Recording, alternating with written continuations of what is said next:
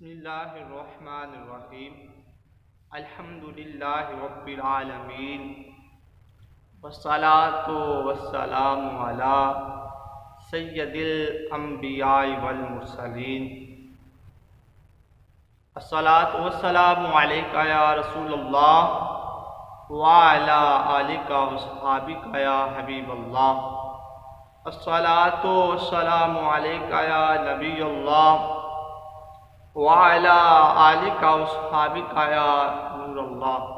محترم اور مکرم سامعین حضرات، السلام علیکم ورحمۃ اللہ وبرکاتہ۔ آئیے ایک درود پاک کے حوالے سے ایک بڑی ہی پیاری فضیلت کو سنتے ہیں۔ حدیث پاک کا مفہوم ہے، میرے آقا علیہ السلام کا بڑا ہی پیارا ارشاد گرامی ہے۔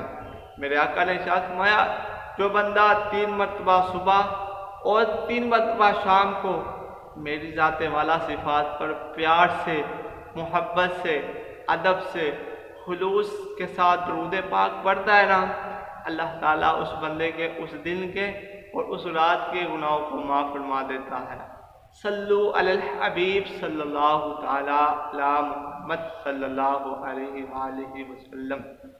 اور لوگوں کے ذہنوں میں یہ سوال ہے، کچھ بزرگ ہیں، نوجوان ہیں، بچے ہیں کہ عید قربان کی آمد ہے، تو ہم عید قربان کے نزدیک جو تکبیرات پڑھتے ہیں وہ کب سے کب تک پڑھیں گے؟ تکبیرات پڑھی جاتی ہیں نا، وہ کب سے کب ہم پڑھیں گے؟ تو وہ 9 ذی الحج کی صبح فجر سے لے کے 13 ذی الحج کی عصر تک، یعنی کہ 5 دن ہر نماز میں 3 مرتبہ پڑھی جائیں گی۔